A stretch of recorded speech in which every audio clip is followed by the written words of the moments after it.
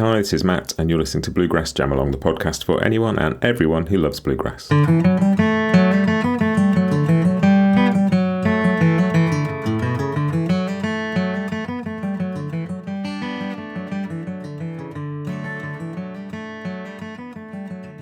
Hey everybody, welcome back. This is part one of a really special two-part episode that I've been putting together over the past few months. This year we've done a lot of talking about bluegrass guitar legends. We started off with the Doc Watson specials in March to celebrate Doc's 100th birthday, and then we followed that up in April with the 40th anniversary of the Church Street Blues album of Tony Rice's. And go and check those out if you haven't heard them, because there's hours and hours of great stuff in there. But through those conversations, especially the Tony one, I ended up talking to people about Clarence White, and I realised not only is this the 100th anniversary of Doc's birthday this year and the 40th anniversary of Church Street Blues, it's also 50 years since Clarence died. And I wanted to use that as an excuse to celebrate Clarence and talk to some people who knew him, some people who played with him, some people who were inspired by him. And so that is what you are going to listen to the first part of today. I've done lots of interviews for this, and it's going to be two parts. The first part is going to be a couple of people who knew Clarence and spent some time with him in the last year or so of his life. First up, we've got David Grier, who met Clarence as a kid and spent some time with him, and just, really passionate about Clarence's playing and just about Clarence as a human being, and a fascinating conversation, and just a joy to get to talk to David about Clarence. And I learned a huge amount, and I think you will enjoy it. And the second part is Alan Munde, banjo player who played with Kentucky Colonels and Clarence, and some of those final gigs, particularly on the Live in Sweden record that I'm sure we all know and love. Also fascinating. These two are pretty much full-length interviews, so it's just the two of them in this episode. And then part two will follow, and that's got interviews with some more people, including Michael Daves and Russ Barenberg. I'll be more on that next week, but this is going to be David Grier and Alan Munde talking about Clarence White, and I hope you enjoy this, because they were a joy to have these two conversations with two incredible musicians who are generous with their time, generous with their experiences, and full of insight, and sort of, this was special to do, and I hope you enjoy it. So first up, we're going to hear from David Grier. My first guest on this tribute to Clarence is David Grier, and when I started doing some reading about Clarence and talking to people about Clarence, David's name came up straight away for obvious reasons. David is influenced by and loves Clarence, but also David met Clarence when he was a kid. And I'd love to start sort of there, if that's all right, David, sort of how you got to know Clarence when you were a kid. Well, my father was a musician. He played the banjo. He played with Bill Monroe for 2 years, and he played locally, around Maryland, D.C. and Baltimore when he wasn't playing with Bill. So he had a lot of musician friends, and the Kentucky Colonels came to the East Coast, and Dad had met them. The Kentucky Colonels being Roland and Clarence, and I don't know who all was with them at that time, but those two for sure. And eventually, at some point, he invited them over to the house, and they had a jam session in the basement of our house, of Dad's house. And they're playing songs they know and having fun, I guess. I don't know. Anywhere they're playing, Dad was playing this tape. He had recorded it, not fancy, just something for him to listen to, And he played it one day, afternoon, sometime, in the living room at our house. He just played the tape because he had it, and I guess hadn't heard it in a while. And there's this baby screaming, like just murder. And I said, God, Dad, who's that kid screaming? He said, that's you. I said, oh, well, sorry, didn't know. I mean, a little baby. I must have been, I don't remember the date, but I was little. And I don't remember that, but that might have been the first time I'd met him, or that he saw me or I saw him. But and then at my house, my dad's house, my house growing up, Dad had 3 people that were his main influences. I'm sure he had others, but it was Bill Monroe, Earl Scruggs, and Clarence White. So Dad would play live tapes and records of all those people and other folks, but those were what I heard the most of. And so I was tuned into Clarence. And I had met Roland growing up several times. If he ever came near, he'd come to the house and we'd pick some. Or if we went on vacation in Nashville, Roland and I would pick. And he was always, Roland was cool. But, so that's where I'd heard of Clarence, and the records were amazing. I mean, the Colonels had unique arrangements, or more modern arrangements of songs that all these old guys did. To me, being, 12 or something, or 10, they were old guys. And it seems like Bill Monroe was always old to me, which, he wasn't. But to me, seemingly, anyway, I knew Clarence's music, and he didn't sound like anybody else. He was one of them people that as soon as you heard it, it's like, oh, my God, that's Clarence. Just his timing, the syncopation, the tone, the everything, his voice was so unique. And back there, everybody sounded different. I mean, Don Reno sounded different than George Shuffler, who sounded different than Doc, and Dan Crarian sounded different than Tony Rice. Norman Blake they had their own way. And Clarence was just like that. He had his own way, but it was so... Anyway, the first I remember meeting him, I finally answered your question, I'm so sorry, was at Indian Springs, Maryland. There was a festival there, I reckon 73, is that right? I think so, 1973. And the Colonels played there. And that's the first I was old enough to remember having met him. And there's pictures of me sitting on the side of the stage. Well, they ain't pictures of me. They're pictures of them. But in the picture, I'm sitting on the side of the stage just listening. It's cool. And Clarence was cool. I got to meet him. He let me play. I didn't play his guitar then. But later... like a few weeks later, there was this Warner Brothers put together a tour of all their art, not all, but some of their artists that were coming out with new records soon. Graham Parsons was there, Emmylou Harris, Tony Rice was there, the Country Gazette was there, which is who Roland was playing with Alan Munde. And Clarence was there. And that's when I first got to play Clarence's guitar. See, I was used to playing Dad's 1955 D18, Martin D18. The action was way high. It's like a dobro. And heavy gauge strings like Black Diamonds or Mapes or something archaic like that. And I played Clarence's guitar and it played itself. You just like, oh, man, this is so easy. Butter. And Roland and I were playing in Roland's room at the hotel in Annapolis, which was half hour from my parents' house.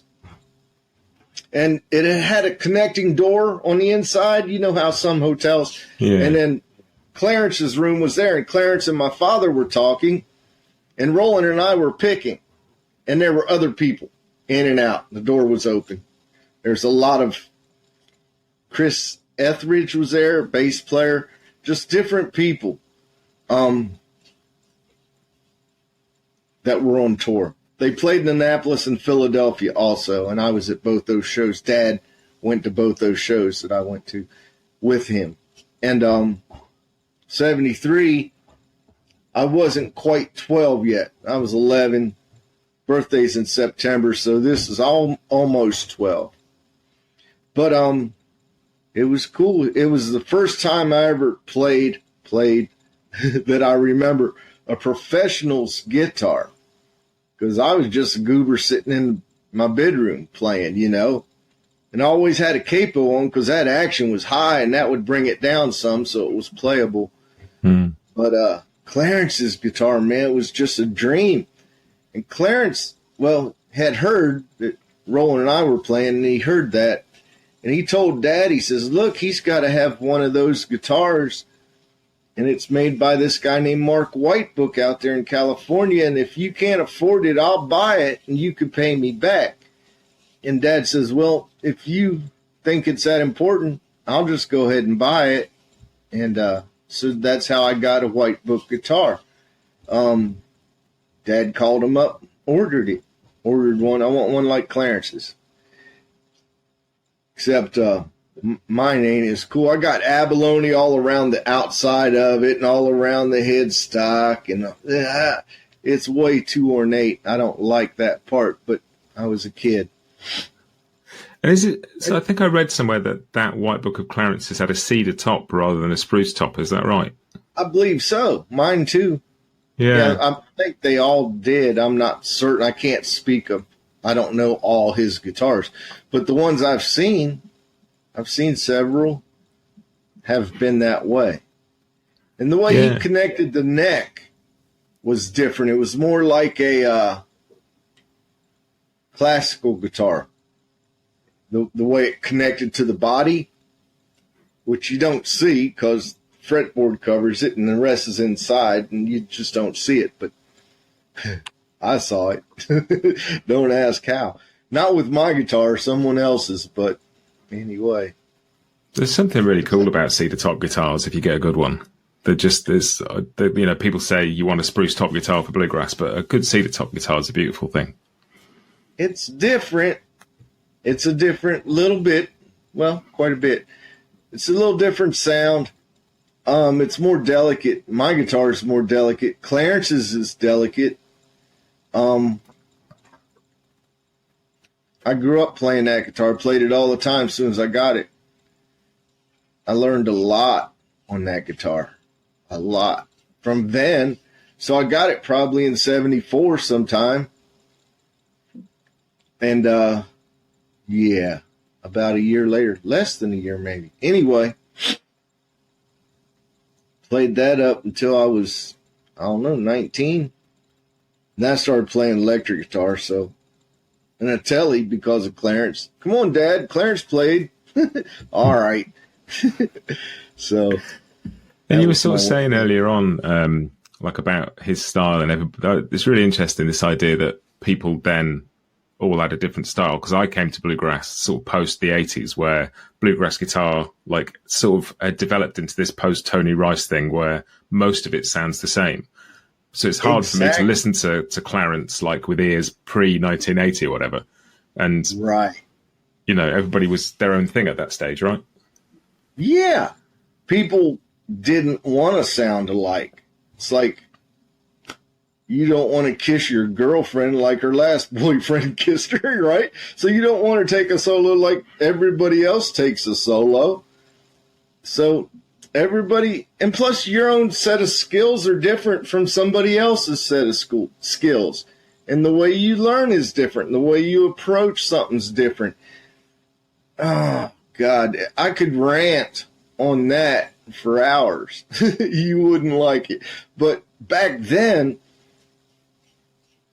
it was much better. Bluegrass guitar was much better in a way. People are a lot more technical now, and they get around a lot faster than they ever did. And that's good. Their motor skills are finely tuned. Lots of bluegrass guitar players are very, very, very, very, very capable. As you can tell just by hearing and listening, but watching. But there was something back then that was more personal. They weren't trying to copy this or that. They had their own way of doing things. And Clarence's was way different from anyone else. Completely different. His sense of timing and his sense of just accents and anticipations, or just playing a note late on purpose. Man, Just cool stuff. Nothing was for granted. Tony Rice got that from Clarence, I'm pretty sure. My father used to have a cassette tape of the Kentucky Colonels that I guess he made of all these gospel songs. And there were 5 or 6, 7 in a row, different gospel songs. And each one was played out of a G position. It may have been A with the capo in the second, or B flat, or B, or somewhere, but all you could tell Clarence was playing out of G shape.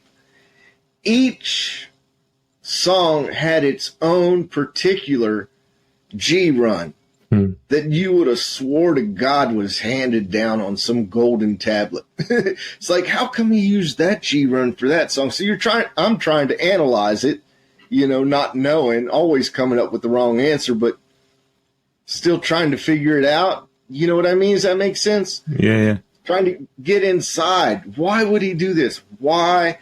How can I gain this knowledge? Sort of thing. Just like when you're staring at a cover of an album.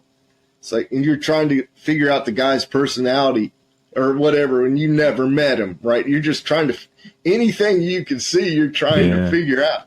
Same sort of thing. And, God, each G run was unique. It wasn't just, some of them were seemingly normal, but and he didn't do 5 of them in one song. One song had this particular G run all the way through it. Next song, this particular G run. It's a marvel. I don't know how that sounds corny, but by God, you can't find that now. And Clarence didn't take it for granted. A lot of people, it seems, oh, here's where G run goes. Okay, ding, ding, there you go. It's like, well, if that's all you got to say in that space of time, that's all you could think of. Clarence was, oh, God, I don't know. I'm preaching to the choir, I bet. But that's something I missed that he did, or that he showed me. You don't have to. It's not a throwaway lick. It's don't do it without any thought. Don't do anything without any thought. Be purposeful. Mean what you say what you mean, sort of deal. Does that make sense? It was damn cool. And that thing about sort of, if you can hear a sound that you want to, like, that's part of being an individual musician, is you can hear something and your job is to then get it out so you can play it, and you hear something slightly different. And I think when I was a bit younger, I was more impressed by facility. And then as I got a bit older, you'd listen to a guy like Russ Barenberg, for example, who would change a little inflection or one note or a little rhythm in a melody and just make it new. And as I listened to Clarence more and more, you hear him doing similar things, but like you can almost hear him playing with them, going, well, what if I do this with it? Or what if I push it here? Or what if I just hold back on it? Or what if and that just constant playing with timing, constantly just moving around and seeing what it sounds like. Listen to the intro to Blue and Lonesome on the Live in Sweden record. God almighty. Anybody else do that, it would be deemed busy or cluttering or in the way of the lead player, which was Roland, and getting in his way instead of putting down a nice solid rhythm for them to solo over. Listen to Clarence, those runs. Nobody would ever think of that. No way. I don't know. There's no way. I know I would never think of that. And if I did, I would have gave up because it doesn't seem right. But when Clarence does it, it's the coolest thing in the world. Or listen to his rhythm on, well, anything. But off that record, if you listen to Blackberry Blossom, very unique. Very unique. Sally Gooden, unique. It seemed like if somebody else would do it, it'd be busy. And his was just perfect. It was so cool. Just, A, the thoughts of it, even having that thought, and B, the execution of it.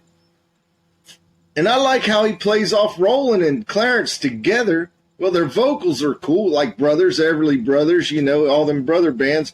But the way they played together was cool. And Roland told me that when they started, Roland's the oldest and Clarence is the baby. Roland would strum the guitar and Clarence would do the chords. Clarence was too small to reach. And then they'd switch after a while and Clarence would do the strings and Roland would do the chords. And that's how Clarence learned. That's how he began. It took the two of them. And they just played together. It's cool. There's something really cool about that. The idea that if you're just playing the right hand, you're not thinking about this. So you're just like, all there is the groove and how you get up and down. And yeah, exactly. His pick work. There's like multiple strings sometimes. It's not just strings, note, note, note. There's flurries. There's the stuff he did with his hand later on, towards the end, after the birds, he's using his pick and fingers for stuff. Bluegrass folks didn't do that, I don't reckon. Maybe I'm wrong. But I wasn't aware of it. Let's say that. Innovator. Clearly an innovator. So going back to that sort of the point where Clarence was learning and was doing his first recordings and stuff, there were a few kind of templates for bluegrass rhythm guitar, because you had like Lester Flatt, Del McCoury, Jimmy Martin, like some clearly, excellent. Well, Del wasn't much on this. Well, he was playing, but yeah. Who were the rhythm guitar? Jimmy Martin. He looked up to Jimmy Martin. His rhythm playing. He liked Earl Scruggs, but he had Clarence, that's who I'm speaking of, had different influences. Django, Joe Maphis, probably Merle Travis some. I don't know all his influence, but it was diverse. He wasn't never was going to be just a bluegrass guy. He was younger, had different ideas that he brought to what he did. He was really young when they did the Appalachia Swing record, wasn't he? He could have only been in his teens at that point. Yeah, teenager. You listen to that. It's amazing. I Am a Pilgrim. God almighty. Teenager. His sense of timing. How do you even do that? I can't do that. I spent maybe 5 minutes on it one time. Yeah, I ain't got a whole lot of patience. But, no, I can't even wrap my mind around it. It's cool to hear. He can do it perfectly. It's amazing, but it's so cool. Teenager. Yeah, I talked to Wyatt Rice for the thing I did about Church Street Blues recently, and he was 17 when they recorded that. And you think, how is your rhythm like? It's sort of superhuman to have ears and rhythm and just the confidence in what you hear at that age to play like that. So it's astounding. Yeah. Isn't it? Wyatt told me Tony'd be practicing in the bedroom and Wyatt be sitting in the hall listening to it and then go back to his room. Tony said, play your own stuff. Tony yell at him, don't be playing what I'm doing. Wyatt always listening through the door. It's pretty funny. I think it was you that said to me when we chatted about doing this originally that Wyatt's the only person who can sort of comes close to being able to do the Clarence sound. All that weird timing stuff, Wyatt can do it. Yeah, I'm talking about the lead work. Mm. Yeah, but I've heard Wyatt do it. He absolutely got it. Really cool. And it's that, do you feel like his playing later, like on the Live in Sweden record, once he played the electric stuff and been with the Birds and come back, do you feel like his playing changed as he got older? Yeah. Oh, he's older. He's more experience, more experiences, He's been touring with the Birds for years. All those influences that weren't there before, So he's culling from a bigger bag of tricks. He's got different sounds in his head. He's heard different things. And so, absolutely. I had heard that he was a little bit afraid and that he thought he couldn't do it.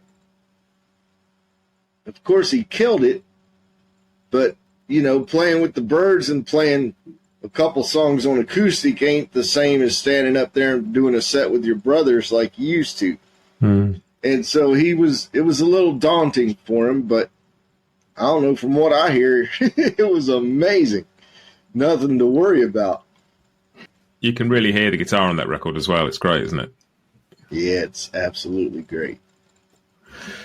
Yeah, and it's interesting, that thing sort of talking about with timing and with the G runs and varying it a bit.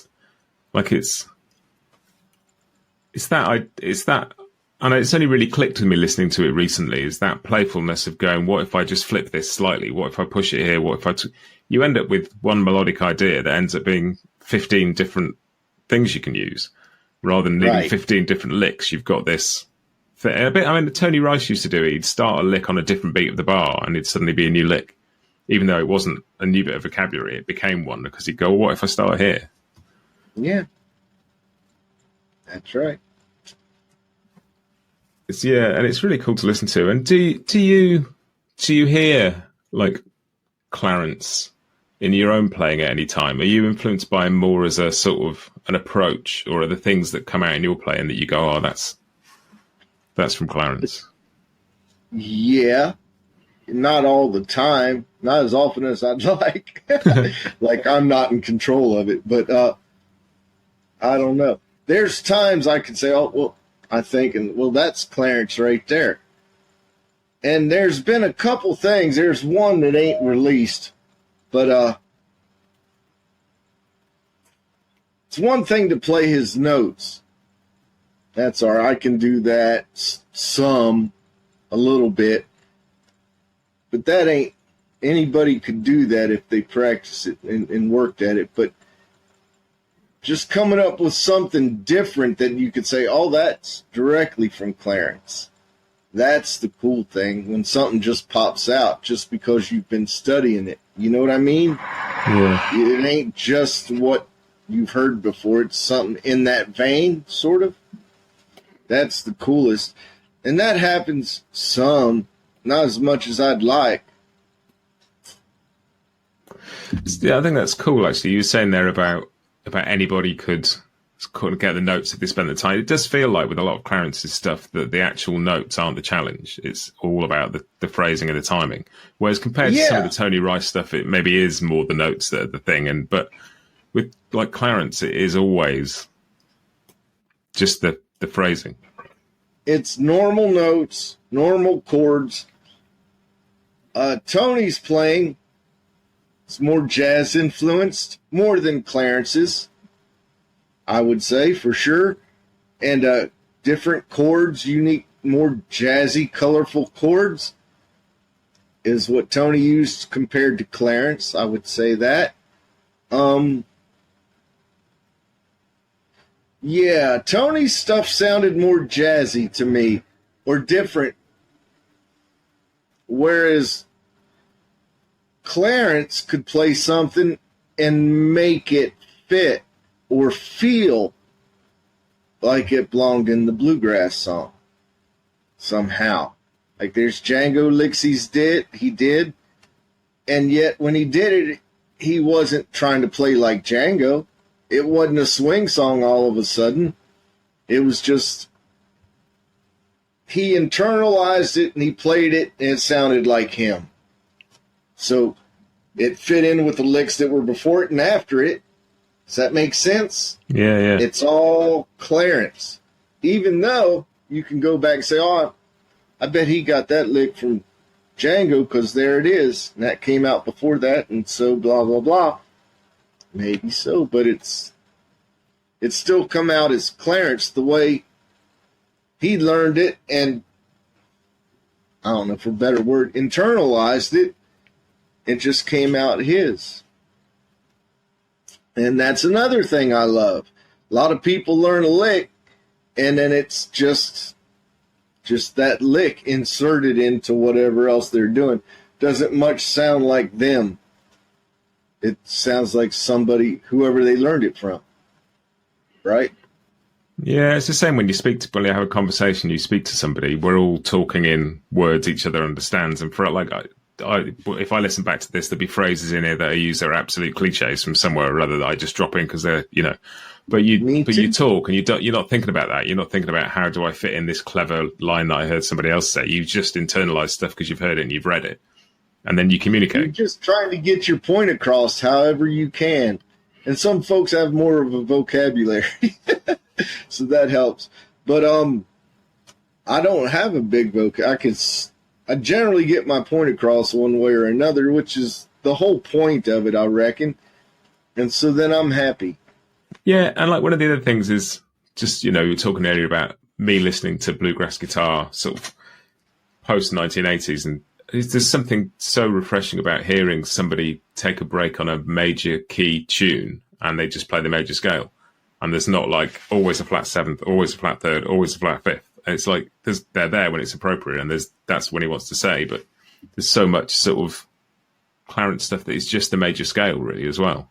It's like pretty simple, some of it as well. In some ways, in other ways, like the phrasing, like you mentioned, is so advanced. It's unbelievable. So when you first listen to that sort of bunch of 33 tracks recorded at home, I think the first time I heard Bury Me Beneath the Willow, and just where he's choosing to place those accents and drag your ear across the bar line and pretend there isn't a bar line, basically, and go like, I'm going to go where my ear's taking me. I'm not counting this in. I'm not sticking to this because I don't want to do that. And it's just glorious. Yeah. It's not written in stone. It ain't classical music. It's meant to be interpreted. So that's what he did. And at the point he was learning, obviously he would have learned stuff from Roland and people he was around. Like, who would have been playing bluegrass lead guitar at that point that he would have heard? Doc Watson, Norman Blake, maybe early on. I'm not sure of that. I suspect it. Don Reno was playing lead guitar. George Shuffler was playing lead guitar. Bill Napier was playing lead guitar. But all those guys didn't have his sense of anticipation, the way he would accent notes and anticipate them, and his sense of time was so unique, like Earl Scruggs. Earl Scruggs' sense of time is amazing. And he's the same way. He had different influences like Pete Fountain, clarinetist in New Orleans. Who knew? But there it was. And they each catch your ear. It's going along right where you think it's going. Earl would take almost the same break the next time, and then he'd do something different. It's like, oh, good Lord, I got to learn that. That's cool. That's not, you think it's the same thing, and you're lulled into like, okay, that's how the song goes, and then, boom, what was that? You know, sort of thing. And Clarence was doing that all the time. It's like, wow. Oh my God, what did he do there? Oh, listen to that. That's what you're doing the whole time. It's like, and his rhythm playing, man. You listen to him sing on that Live in Sweden, and he's just anticipating notes instead of just playing simple rhythm while he's singing. And it's dead on. And it doesn't affect his singing. His singing is normal. The phrasing's right with Clarence, or with Roland, or on the beat, but his playing's all around it. It's like, how in the world does like one part of your brain stay on time and the other one plays with it while you're singing? It's so fascinating. I don't know. Total reverence. I just sometimes feel like somebody who has like brilliant phrasing, you could almost just listen to one person play one note and get more out of it than, you know, listen to somebody play all the notes they know. Yeah. There's a bit in like the Neil Young solo on, I think it's Down by the River. He just plays one note for about 10 bars because he's just decided that's what he's going to do because he's Neil Young. And it sounds great. And like anybody else would have done it, it would have gone like, oh, he's out of ideas. But Neil Young could have done that for 10 minutes and he would have found something new in it each time. And it's just, you go with it because somebody means it. That's the difference between an artist and Somebody's not an artist. They have a vision. They have an idea. They're trying to get that idea. What can I do that makes this song better? Maybe that's a thought he had. Clarence says, what can I do to make this song more unique? How can I put my stamp on this song? I don't know what Clarence thought, I'm guessing. But what could I do that makes this song ours instead of sounding like a Bill Monroe song? I don't know what the thought process was, but it's cool. And, the difference between an artist and somebody who isn't. And are the people who's playing you hear that quality in these days? Stuart Duncan. Stuart Duncan's amazing. He's so musical. Everything he does, there's no throwaway crap. There's no, I'll just do this to get out of this solo. He's thoughtful. And he's in tune. His pitch is wonderful. His ideas are amazing. He's not afraid to play simply and just let the tone carry you. Yeah. Stuart Duncan's amazing. He's a fiddle player. But he's listened to Clarence. He's listened to all the thing about Stuart. He's listened to everybody, and he remembers it. And he can call up whatever he wants whenever he wants. It's very cool to see and hear. And so that time that you sort of spent around Clarence, if it's in 73, can't have been that much before he passed, I guess. Right. Mm-hmm. And so, if you don't mind me asking, how did you find out about that? I was in the bathtub. I got school. I was getting ready for bed. So I was in the bed. How's that for a lead-in? But Dad got a phone call. I heard the phone ring, and Dad's talking on the phone, in the living room. And then he come in and told me. Said, I just got a phone call. Yeah, good for you. He goes, no. He says, I just heard that Clarence died. I said, what? Hit by a drunk driver. Killed him. It's like, oh, shit. So, get done with my bath. I'm watching TV. Not really watching it. Just sitting there, just stuff's processing. I go to bed, lay down, and just start crying. It was the weirdest thing. Not like, it was a weird cry, too. It was just like, where you lose your breath, sort of, and you go, sort of like that. It was strange. And, I couldn't figure it out because I just met him.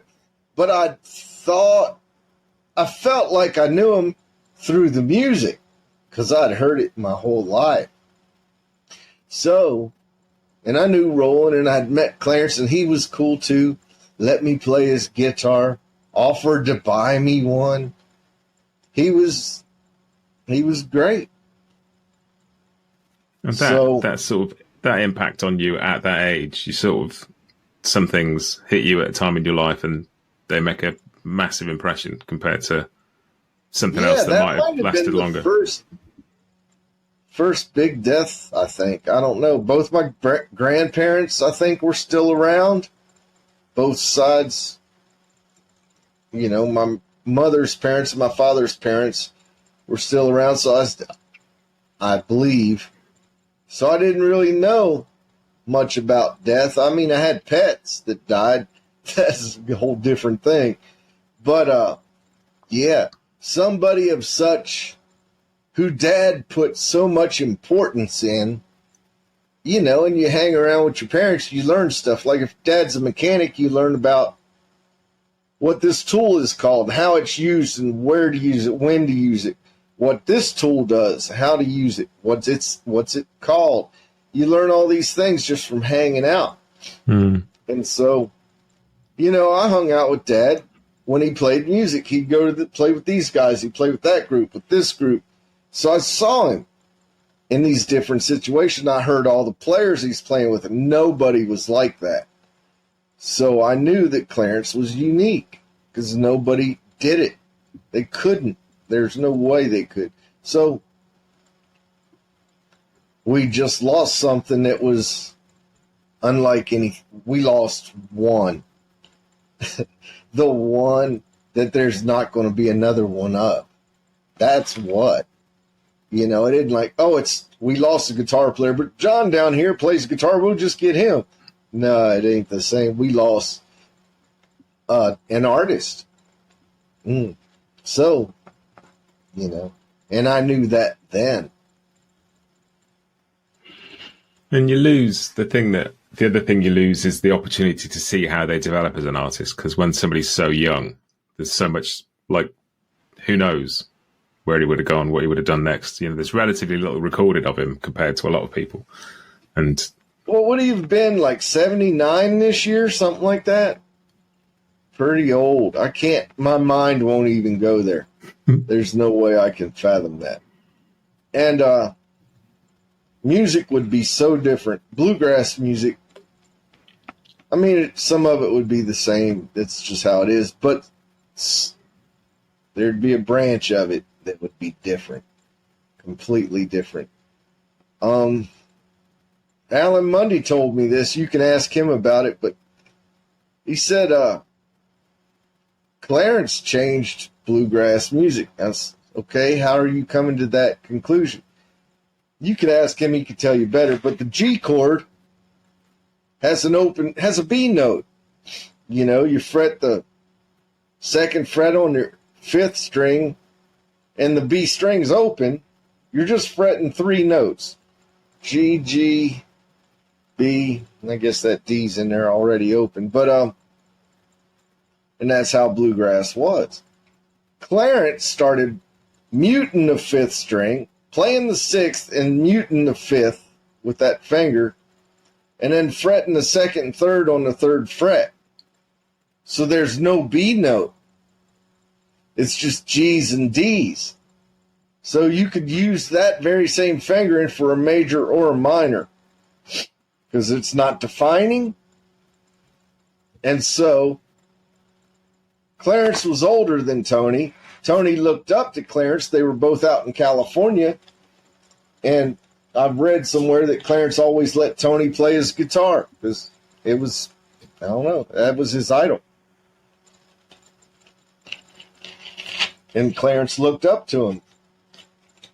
I heard his father was sort of mean. Tony's, why can't you play like him? It's like, well, shit. I'm 9 and he's whatever. 16, maybe that has something to do with it. But I'm guessing at those ages, I don't know. But one was older, Clarence was older, Tony was younger. I was talking about the G chord. And then Tony started doing it as a result of seeing Clarence do it. And that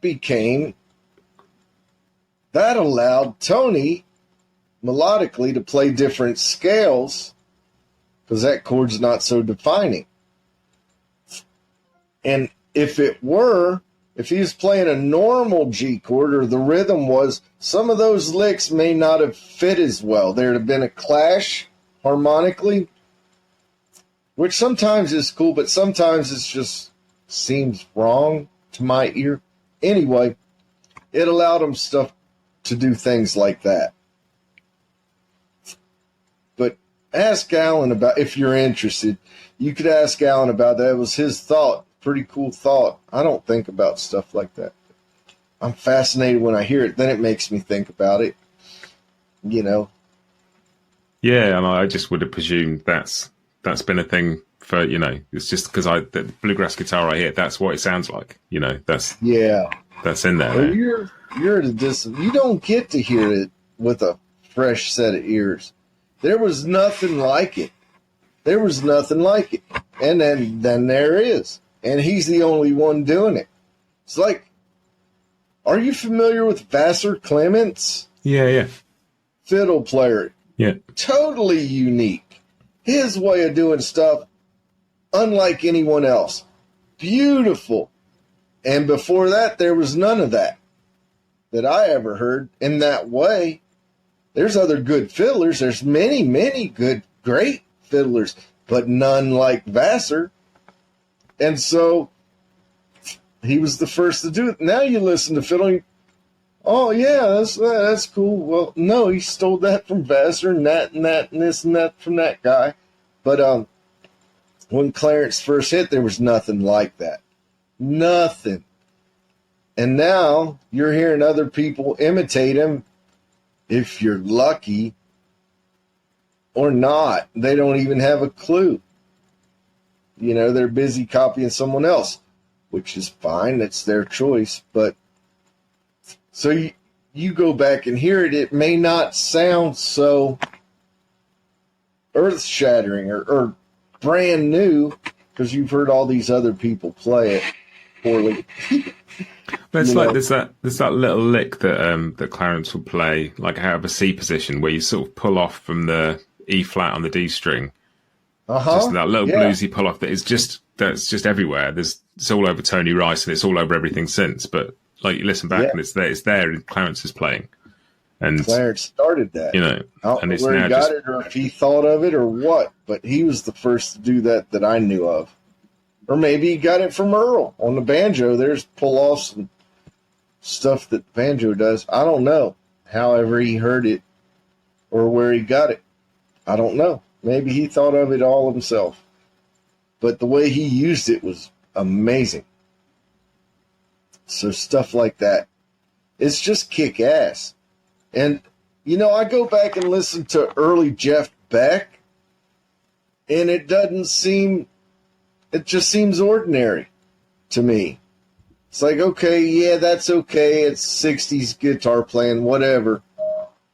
But you read about it, and people are like, there was nothing like that. The way he did this is so cool. And listen to him do this. And I'm thinking, I've heard a bunch of other stuff. So I'm sort of like you with Bluegrass, trying to go back after hearing all this other stuff and thinking, well, that just seems basic or rudimentary, maybe a little bit. But that's because I don't know. The later Jeff Beck stuff kicks my ass. That's fascinating. But whatever. Same sort of deal, I think. You and I. Yeah. Like being able to go back and hear Jimi Hendrix without having heard the 40 years of rock guitar that came after him. Like just hearing that as the starting point would, it's hard to imagine. Yeah. Imagine them people, man. It's like, he was blowing people's minds. He was over in England. Everybody was coming to see him. Clapton. I'm sure Beck was there. Who other? Townsend. All these guys that, you look up to and think these guys are great. They were crapping their pants over Jimi Hendrix. He did stuff nobody heard before. The way he put stuff together. And just, they had to see it. They couldn't believe it. So I got to see this guy, keep hearing about him, and then just sit there, just gobsmacked, as they might say, being British. I don't know. But, cool. Yeah. It's rare you get to see something like that. Yeah. Yeah. And, it's, you sort of listen to that Live in Sweden record and you wonder how many people were in the room for that. Like it's something that is passed around amongst bluegrass fans and guitarists now. And it's sort of a well-known thing, but a bunch of people were there for that. And there weren't that many of them. Maybe 50. I don't know. Maybe 100. Maybe less. And somebody recorded it. So good. But, Alan Munde fit in that band so well. He fit in so well. It was so cool. Alan's a unique banjo player. His thoughts are different than everyone else's on the banjo. The way he puts stuff together, fascinating. Kentucky Colonel's had a lot of great players. Scotty Stoneman on the fiddle. It's been compared to Jimi Hendrix on the guitar. Just the way he did things. Fascinating. Artistry. And, I don't know, man. It's cool. Somebody to have Clarence play with. Somebody good that Clarence could, here we go.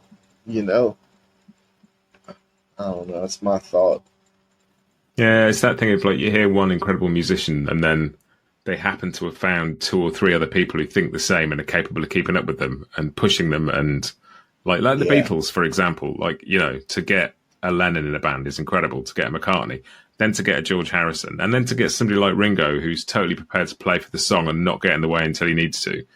And like people look at Ringo and go, "Oh, he couldn't keep up." Ringo was the perfect drummer for that band. If they'd have got somebody else, it wouldn't have been near as good. I can't imagine it. Like if they got Stuart Copeland, who I think's amazing, it would be totally different. Or who's the other? Ah, golly, I can't remember his name. I almost got it on my tongue.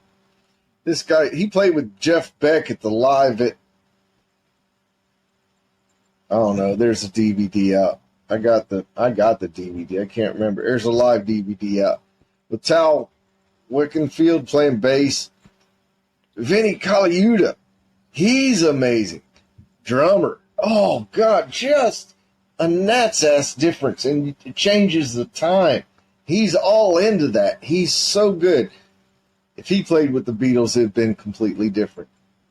Well, you change anything out of four people, any one person's going to make a drastic difference. But those drummers are very technical, and Ringo was just groove and feel, and this is all I got to do to make it sound good, and it would be so simple. Yeah, I remember watching a documentary. They interviewed a load of drummers and saying, you know, kind of who's the best drummer, and they were all expecting them to say somebody like Steve Gadd or whoever, and pretty much all of them just went Ringo, play for the song. Wow. Yep, there's different kinds. You know, drummers aren't all the same. Everybody's always unique. I used to think as a kid that all mandolin chops were the same. You just play on the backbeat, that's it. You just couldn't have been more wrong. But that, you know, when you're a kid, whatever. But everybody's unique. Roland's chop's different than anyone else's. Everybody else's is different from everybody else's. It's so cool. I love that. It's cool to listen and dissect and try to figure out. I remember talking to Mike Marshall about it, and him saying that like everybody thinks that the beat is the beat and you're on it or you're not. And he's saying the beat is like a railroad car going past. Oh, yeah. But within the railroad car, you can be at any point. You can be right at the front of it or right at the back of it or bang in the middle. That's Jones. Elvin, you know of Elvin Coltrane. Elvin was, somebody asked him, because his playing is so poly, you know, whatever. How's that for communication? But you know what I mean, right? He's all over it in the best way. Ask Elvin, what are you thinking of? Said, well, we're 5-piece band or 4-piece, whatever. And there's 4 or 5 train cars, one for each band member. We're going down the track at the same speed, but I'm on top of my train car going back and forth and doing zigzags and figure eights, but just in line with everybody else, right? Perfect analogy. And Tony's rhythm was that way. He was all over it in the best way. I heard on YouTube a bootleg thing that Clarence or probably Tony or Larry Rice recorded where they're sitting around a table, I guess, their kitchen table. I bet maybe they had a drink or two. And they're just picking songs everybody knows, just common songs. And Larry Rice's and Tony Rice's rhythm were so much alike. The way they felt it, the way they did it, so much alike. And to me, it felt like waves crashing on the shore. Here's the beat. I know where it is. Boom, there it is. Here it is. Boom. Not so drastically, but that's how I was envisioning it. It's how I seen it in my head. So, Clarence's was more like water. You know how it finds its own level and didn't have to be insistent. He knew where the beat was. They knew where the beat was. He didn't have to define it. Just play. It was beautiful. It was way cool. Eye-opening for me. Anything rhythmic that I discover seems like to be the first time ever. Yeah, it's cool. Cool stuff. Just the feel. How they feel it should go. how they approach the music, what they do to get the music out in the best way. Fascinating. It's And funny, some isn't it? drummers are very stiff. Ginger Baker said that Bonham was stiff, said it didn't groove, didn't swing. Bonham's cool as hell. He's a cool drummer. But according to... I don't think Ginger Baker liked anybody, though. Yeah, there's that. But he's got an opinion. He's got lots, I'm sure, but fair enough. He's entitled to his opinion, but I don't know. Fascinating stuff. How people approach bluegrass is a little box. It's the littlest box ever. And it's all in there. So how do you find a place for yourself? How do you stand out in such a little box and still fit in that little box without going outside and doing some avant-garde bullshit that has nothing to do with this little box? And yet Clarence did it. He found a way to perfectly fit in that small little genre that's bluegrass, and yet find something new that hadn't been done and actually do it. You know, it's one thing to have an idea. It's a whole nother idea to be able to do it. I think that's what's so astonishing, listening back to like that Appalachian swing stuff when he's so young, to be so, like, to have figured that, not just figured that out at that age, but to have figured it out and explored it and gone there and come back with something like so meaningful from that exploration. Killing it. You know. Yeah. Fascinating. From a teenager. So he put in a lot of practice. There's no way he did that and just, I think I'll play today. No, he put in a lot of work, and it shows, and it's so cool. I don't know where he would have gone if he maybe still playing electric guitar, maybe not as much. I have no idea, but I often wonder, what would we be hearing from him? I would have liked to heard some original songs more. That's another way to sound unlike anyone else. Is how do you put these chords and melodies together? What chord goes with that note? What are your words? You know, so it's another way to sound different from someone else. I'm always curious what's going on. Just anything I can glean to get a better understanding of who I want to know about. You know, hunting for clues. It's like I'm a detective. It's funny, you know? like, I started having lessons with Brian Sutton as part of the Artist Works thing a couple of years ago. And I was sort of going to him, like, trying to get him to teach me to sound like a bluegrass guitar player. And he's going, you don't want to do that. And all these things that I would do naturally, like swing the rhythm and push things a little bit and go, it doesn't sound. You go, no, those are you. Do more of those. Don't worry about the rest of it. Everybody else, like, just do the bits that are you and lean into those. Don't lean away from them. And just realizing that, yeah, like, of course, there's a million people who can play bluegrass guitar and sound like that, and they will do it better than I ever will. You know, and just it takes a lot of balls to stand up and do it your way, especially if you're unsure. You don't have anybody to play it off of to give you an idea if it's okay or not. And then it takes even more balls if they say, I don't like that so much, and you think, well, goddamn it, I think it's good. I'm going to do it. I'm going to continue because you think it's good. Now, you got to really be sure. You know, we all have done something we think's good that maybe isn't, you know. I have. But I've, you know, done things I thought were good also that maybe someone else might not like as much, but I liked and I thought was valid. So you don't want to not do something because somebody else doesn't like it. Yeah. But it's a fine line. And musicians are always down on themselves. I could play this better. I didn't play as well as I did the other day, or blah, blah, blah, because they missed one note. But it takes a balance and knowledge. He had all that, man. It was so cool. That's vague. for me to sit here and say, oh, yeah, he was cool. I'm like, well, sure, but he was. That's sort of what it comes back to, though, right? Well, yeah, shit, he was cool. Hell yeah, he's playing in a rock band. Goddamn.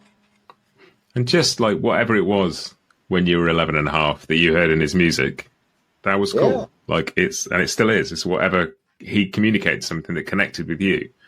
And that's the coolest thing there is, right? Well, yeah, it's very cool when you find that. And that was my conversation with David Grier. What a joy.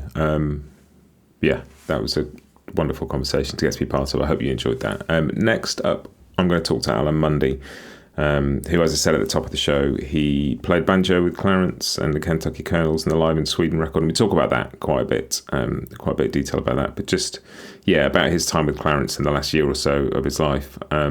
Again, great conversation, fascinating. I learned so much. I hope you do too. Here is Alan Munde. The first time I met Roland is the first one I met of the brothers. And when I was a student at the University of Oklahoma, I had a classmate, Byron Berline, who was then playing with Bill Monroe. So this would be in the mid-'60s sometime. And in the band with Byron playing guitar was Roland White. And Bill Monroe and the Bluegrass Boys played a show in Hugo, Oklahoma. And I was in college and got a friend who had a car. And we went down there to see them, to see Byron especially, but to see Bill Monroe. And that's when I met Roland and played some music over the weekend or the evening there in Hugo, Oklahoma. And then they went on their way and I went back on my way. And then in 1969, I graduated from college and went to Nashville and got a job playing with Jimmy Martin, who's a bluegrass, one of the early bluegrass guys, played in Bill Monroe's band. And Roland at that time was playing with Lester Flatt. So we reconnected, and the whole 2 years I was in Nashville, I was connected with Roland and knew him and played with him and whatnot. And then I left Nashville 1970, the end of 71, and went to California to play with Country Gazette. And then I think not long after that, and I'm not sure about the exact dates on all this, but Roland left Lester Flatt because Clarence, his brother, was leaving the Byrds. So he came to California to connect up with Clarence. And so we kind of got back together at that point. And Clarence was staying with his brother in out near Lancaster or Palmdale, California, which is out in the desert from L.A. to the west. It's actually west of L.A. And got invited up there to a little jam session at Clarence's father's house, I think it was. Or maybe it was Clarence's house and his father was there. I can't remember. But anyway, I had known Roland, but that was the first time I met Clarence, would be, I'll say 1972. And we played and had a good time, played music together. And I remember Don Parmalee was there, and Don was a California banjo player that had been with the Golden State Boys and, sort of in the mix with the Whites and Tony Rice and Chris Hillman and, sort of the early bluegrass days in Southern California. And David Parmalee was also there, Don's son, a very fine singer to this day. But anyway, that's when I met them and played music with Roland and Clarence. So that's my first meeting with Clarence, was at that time. And I presume you'd heard him play sort of on records before that? Oh, yeah. Going back, the first time I heard him was, again, at the University of Oklahoma, knowing Byron. And Byron had recorded with the Dillards, an album with the Dillards. and had been to the Newport Folk Festival, maybe 2 years, but at least 1 year, and met Bill Monroe and sort of got into the bluegrass loop somewhat. And there was a gentleman from California who was in Oklahoma because he was in the Army, and there was a base in Fort Sill, Lawton, Oklahoma. And he was a big bluegrass guy from California and came up to visit Byron and left a bunch of reel-to-reel recordings, of several California things, but mostly the Kentucky Colonels.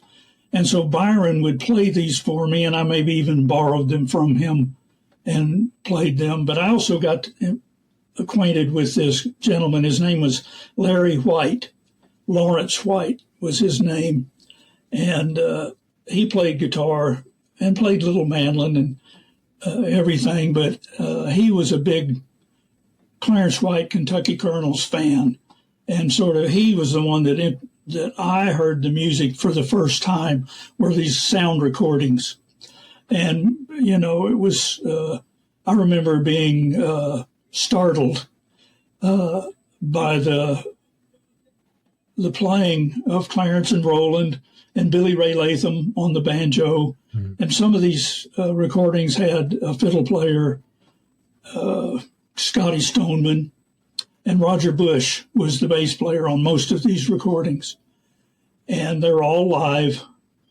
And so it was astounding that the music could be so rhythmically varied, I guess is what I would say, is because, bluegrass, traditional bluegrass, Bill Monroe, Flatt and Scruggs, and Jimmy Martin, the Osborne brothers, just that whole group, they're all pretty disciplined timing-wise, and things happened, at certain places. It had a certain cadence to it that you followed all along. But when Clarence and Roland played, and Billy Ray also, the music was kind of interwoven rhythmically rather than just always, right dead on the beat, so to speak. Not that bluegrass is not interesting rhythm-wise, but this was just in a very different way. And so it was, I remember, and I was a naive listener, I had never heard anything quite as interesting, I'll say rhythmically interesting in that way before them. And I remember thinking that maybe the first time I heard a particular tune, there's one they played called Bluegrass Breakdown or Rawhide. They're just really fast. And it's going along, and it's just like, where are they? And then all of a sudden they would end perfectly together, and I'd go, oh, wow, that is so incredible that, they could hang it all together and keep it. And they all knew where they were, and it was just really cool, and I was thrilled to hear that. So those are my first times in hearing Clarence and Roland and the Kentucky Colonels, hearing them. So that was the first time I ever heard them. It's really interesting you sort of talk about Bill Monroe and Jimmy Martin in particular, because I've heard you talk about playing with Jimmy, and he had some very definite sort of ideas of where certain things should be placed and would almost sort of instruct you how to do certain fills or licks so they fit with his guitar playing. And yes, it feels like almost the opposite of that. It kind of is. But, one thing about it is that it's, is if you play well, and I'll say I did when I played with them, Clarence can play with you. You don't have to play like Clarence or Roland, and Roland could be pretty spacey too. You don't have to play like them to play with them. They played music right on target, even though they had interesting offbeat kinds of things going on, it was all right in time. There was never any problems at all. So if you played well and Clarence could play with you and you with him, so that's, the essence of it. And I always remember, and I'll say this, I'm not an expert at jazz or anything, but I remember reading a little bit by Dave Brubeck, who's a West Coast jazzer, and the difference between East Coast and West Coast, and I may not be doing them justice, but this is sort of my take on it, is that the rhythm section, the drum and the bass, for the most part played sort of Count Basie kind of approach, just really strong rhythm. And you have that, and then you leave the soloists to do their magic, in between and all around it. So if you played just really good straight bluegrass rhythm, Clarence could play with you without any problems at all and make you sound a lot more interesting than you might have otherwise. He created a context that was, and I'm kind of jumping ahead to the Sweden recording, 1973. There's some things on there that I do that are just really standard bluegrass things, but they've never sounded as good because of what Clarence did behind it. I didn't do anything different. I just played the way I play. And Clarence had all this interesting contextual stuff in the background that made it much more intriguing. As a listener to listening to the whole, it became an ensemble thing where bluegrass is more, and it's not entirely like this, but the rhythm of the band in a normal bluegrass band and the rhythm of the soloist is basically locked in. It's the same. So that it just comes out as this one sort of, I'm going to call it a churn, just this churn of music. And it's sort of has this pounding rhythm to it, where when Clarence played, I'm playing just fairly normal stuff, but all this, it's like a kaleidoscope behind you with all these shifting colors and shapes and things, but it's all with you. So it's just really a really cool thing. And you didn't have to listen to him while you were playing. You could ignore him or you could listen. It all worked. It didn't interfere one bit with what I was doing or what any other soloist would be doing. So it was a real interesting experience for sure.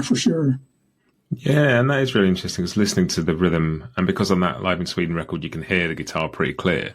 Yes. There's stuff that he's doing that maybe in a different recording setting you wouldn't notice as much, but there's so much movement within the rhythm playing that I sort of found myself questioning whether how hard or easy that would be to play with. But it sounds like it was. It was no problem at all. Nothing. There was no issue at all. You just played, and he filled in all the little places, little holes and whatnot. And the one I'm remembering, but several of them, one of them was Blackberry Blossom, which he didn't even take a solo on. But his accompaniment was so amazing. It just made it sound better than I'd ever heard it sound, because of what he put in, and especially on the B part where it goes to E minor. And just his sort of rumblings on the bass strings and his take on the rhythm. And it was always right on, very cool, and sort of sparkling in a way. And in a sense, he would do not a roll with, I'm not talking about a roll now. You asked about the possibility of him using his pick and fingers, and was that ever an issue? Which it wasn't, but banjo playing is syncopated just by the mechanics of the roll. But he was syncopating things, just the notes. He wasn't using a roll or with his pick. He just sort of bounced around and picked out in his mind, the most interesting spots. And I'll mention one thing that Roland mentioned to me was that early on, there were just the three brothers, Clarence and Roland and Eric, and they used their sister, but in Bluegrass, there was just the three of them. And so that they didn't have a banjo, so that Clarence would play more to kind of fill in the banjo sensibility about it. And you can kind of hear that in his playing, is that he filled in a lot of the gaps that the banjo, many people just leave the banjo to do, but he would jump in there and do just really interesting, surprising things, to sort of elevate the music with his sensibility, which is really great. He's really fantastic player. Yeah. And you can hear it sometimes when he's using a sort of like the equivalent of a roll approach to syncopate things sometimes, that he's just choosing how long to make. And it's almost like he's intentionally dragging your ear away from the beat enough to confuse you enough so that when he drops you back on it, you go, it's there. And it's there that it thing of taking you away far enough to then bring you back. Yeah. No, he was brilliant in that way, in those ways. And I'm not as familiar with his electric guitar playing, but I'm sure he did a lot of that in that world too, and I'm sure he's admired in that world for similar things, for just his sense of the timing of placement of notes and whatnot, and it was just always, and I'm going to say, and I don't mean, what do I want to, I'll just say it. He had a sense of humor about his playing, I thought, not in a joke telling or anything, but just, this will be neat, and do it, and kind of with a smile about putting a note in at odd, or what might seem an odd place, or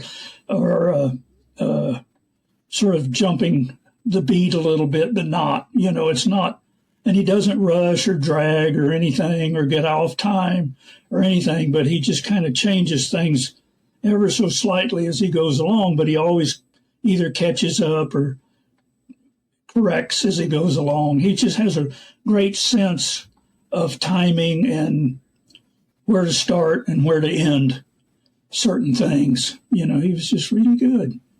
And it's sort of sense of humour. And that's sort of what strikes me about a lot of that playing. It feels playful, like he's got the source material and he's just playing around with it to see what he can do with it, what else he can make out of it and where it can go. Right. Well, that's part of the sense of humor about it. Playful is a better word, I think. But yeah, he was really extra special like that.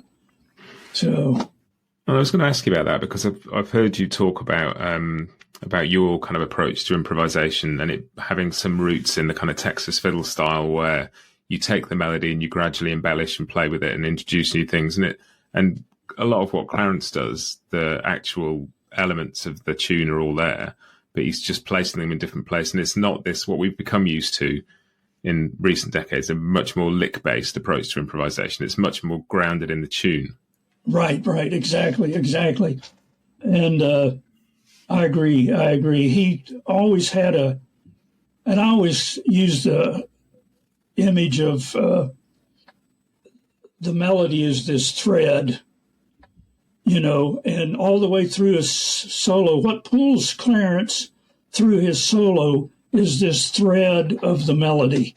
He's never far away, and so you never sort of have a sense of, this is just the same licks, but now in a new tune.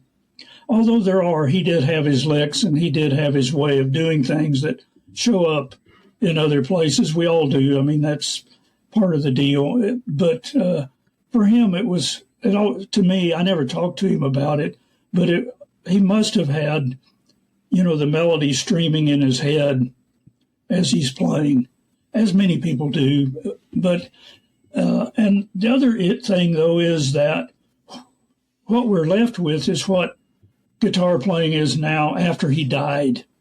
So he never had a chance to, I'll say, develop or do more than what he was at the time. That's all we know, and that's all available to us. So we really don't know what he might have developed into, and, I guess immediately after Clarence was Tony Rice, and although he had some sensibility of Clarence's, he got off into yet another direction that somebody else can talk about. I don't know. But it was different than what Clarence was doing, which is absolutely as it should be. So Clarence never had a chance to hear Tony and be influenced by Tony, although they played together, but it was very, very early on for Tony and very late for Clarence, so yeah. And you hear that all the time in sort of, whether it's in music or sport or whatever, the two people who are sort of at the peak of their powers at the same time sort of elevate each other a bit more. And it would have been amazing to see Tony and Clarence sort of through the 70s into the 80s and see, where they would have just watched them develop in parallel, and that would have been fascinating. Yes. I mean, yes, I agree. And I was going to ask you about that Live in Sweden recording, and sort of it's become such a, 50 years later, we're still talking about it, and it's become such an iconic recording to so many people. And I was just going to ask you how that came about. How was it always planned to be a recording, or was it a sort of a taping that surfaced later? Yeah, I don't think it was in a sense. I mean, the local people, and I don't know the gentleman's name who actually recorded it. I'm sure it's says on the recording, was probably just recording it as a fan. Clarence, in Sweden in 1973, there hadn't been that many sort of live bluegrass bands come through, so somebody wanted to record it, and because they loved Clarence's playing and Roland's, and the idea of the Kentucky Colonels. So somebody recorded it, and I don't think it was just after Clarence had died that, maybe Roland had gotten a cassette copy of it and worked and arranged for first Rounder Records to release a few of the cuts. And then later, Roland himself, he and Diane did it themselves. But I don't think it was meant to be a recording. And you can hear, I'm going to say it was a coffee maker. Some people think it's feedback or something, but I think it's an electric coffee maker that interfered. Every once in a while you hear this electronic sound. But another interesting thing is on that, why I was there. They went on that tour with Herb Peterson as the banjo player, and there is a recording of Herb in the group of the Kentucky Colonels, and Herb is a great player, and he did what I couldn't do, which is the singing. Herb was obviously his career has been very prominent as a vocalist, but he's a very fine banjo player too. So he had been on the first part of the tour, but he left to go with Johnny Rivers, I believe it was, who was also in Europe touring at the same time, and lured Herb away. And that's when I got the call, because I had just been to Europe with the Country Gazette. We had just basically come back. Maybe we were there in January and February, and gotten back and got a call. Also on the tour with Roland and Clarence and Eric and Herb was Eddie Tickner, who was Clarence's manager, and then Jim Dixon, who was a producer. And Jim had produced all, at that point, maybe the three Country Gazette albums. I can't remember, maybe just two Country Gazette albums at that point.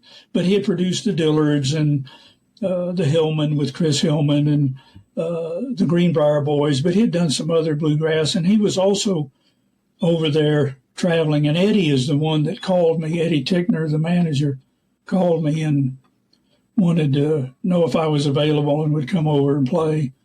And I think that came from probably Roland, through Roland, knowing Roland. And the one time or two times that I met Clarence and played with him, and he probably said, yeah, that'd be fine. And so I went over and finished out the tour, and we did that recording. I don't know if it was the last thing we did or the last thing we did in Europe before we went to England and did a few shows in England. So that's how I wound up being on it. And also I should mention Eddie Tickner was our manager, Country Gazette, and Jim Dixon was our producer. So they would have, I would think, have mentioned my name in replacing Herb. So that's how I got there. Do you remember much about the show in Sweden? I mean, sort of listening back, it's become such an iconic recording that it's hard to imagine just sort of how many people were there, what the setting was, you know. Yeah, it was a club, the Mosebaki, and the guy was a big, the owner, and I think his picture is somewhere in the album, in one of those pictures. He may be there. He's sort of a shortish, red-haired guy, and he's maybe serving beer or something. But he was a big fan of Eartha Kitt, who was a pop jazz singer of I'll say the 40s and 50s. I really don't know her career all that much. I'm aware of her, but I just remember the menus were sort of had a cat-like look to them, you know, cat shape with the ears and whatnot. Because, as I say, he was a big Eartha Kitt man, so kitty, cat kind of thing. So there was that, and it was full, however many it holds, and I'd say under 100, but I really can't remember, but it would be under 100. Very responsive, and especially to Clarence. You know, Clarence was the main attraction, I think. Well, I don't think it. I know it. And it was his first venture outside of the Byrds, and he chose to do it as a bluegrass kind of thing. I don't think he was going to go off and be a bluegrass guy. You know, I think he was going to still stay in sort of the country rock, L.A. country rockish kind of context, but with maybe a little more bluegrass than some of the others because of his experience. And when we got, let me talk about the thing. And I don't remember any stage lights. It was just all the lights were on. You could see the audience, and they were just sitting at tables. And what else do I remember? It's not a real big place, and the stage was not very high. I remember that. And, playing acoustically, we just had microphones. I don't remember there being even a great monitor system. I'm sure there probably was, but I remember trying to be careful not to be, the banjo can sometimes be a little too loud. And I thought about that and tried not to be too loud. And I noticed on the recordings, and they purposefully got Clarence up, which was a great thing they did, that the banjo is pretty far back, which is perfectly fine. And but it certainly was loud enough in the solos. So it was pretty well mixed, I think. And I should also mention Roland is a really fantastic musician, and he being the older brother, I think, anything that's bluegrass that Clarence does, I think ultimately is funneled through Roland's idea of what it should be. And so I think Roland was a big influence on both Clarence and Eric, and on me. I played with him for many years, and he's a fantastic musician. And his thing was, all, like many bluegrassers, is always the timing. The timing has to be right. And that's with Clarence. If the timing wasn't right, Clarence couldn't do what he did. It had to be good. And Roland made sure that it worked. And Eric was a great, great bass player. He's kind of hard to hear on the recording, but he's a very, very good bass player and a good feel to his music making. So I remember that. And it was just I could hear a bit better. Some of the other venues we played were a little bigger halls, that were a little hard to hear. But this was a better place, and you could hear more acoustically than through electronic of the monitors. I could hear Roland especially well because he was right next to me, and then Eric was behind us, and then Clarence was on the other side of Roland. So it was just real good music making. It's wonderful to play with those guys. And for me, Clarence and Roland and Eric had played together from childhood. And so I was brought in, and only played really, in a sense, that month or so, or a few weeks that I don't even remember how much time we were, those few weeks we played together. But it was no problem at all. They were such a strong unit. And I describe it many times as like you're riding your bicycle with the wind at your back. So you're playing with this incredible rhythm section that the only place to play is with them. Mm.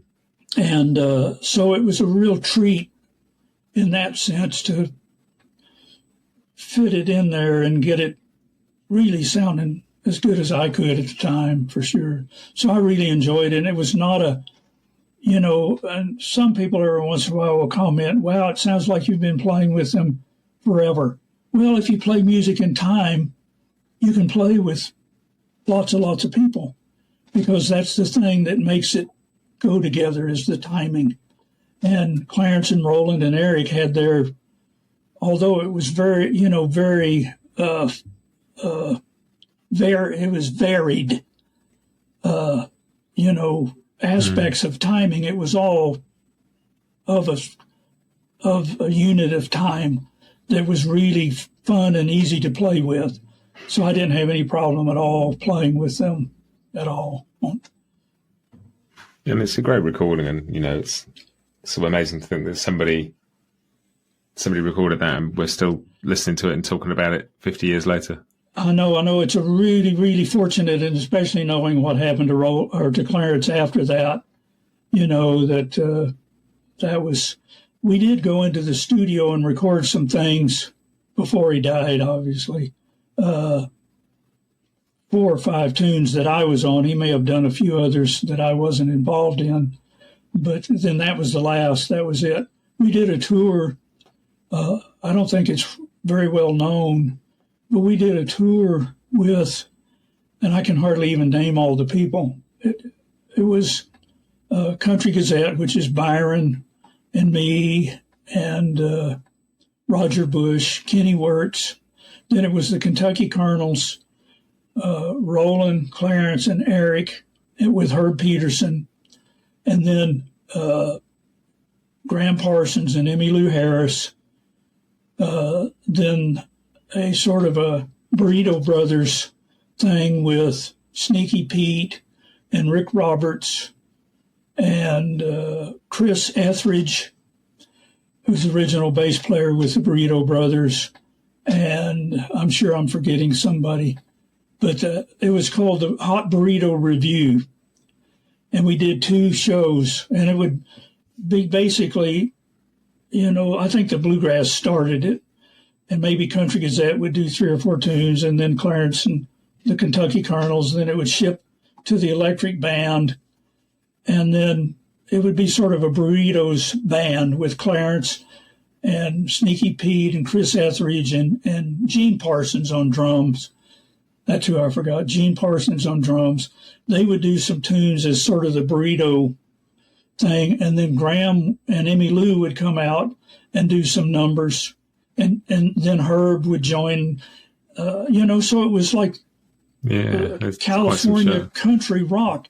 Yeah. And it was I think, had the opportunity to do well as a touring show, the Hot Burrito Review. And we did 2 shows, one in Philadelphia and at a theater, and one at an outdoor place. And I remember the name of it. It was called McGonagall's by the Sea. And it was an outdoor park. And and then it was after that Graham died.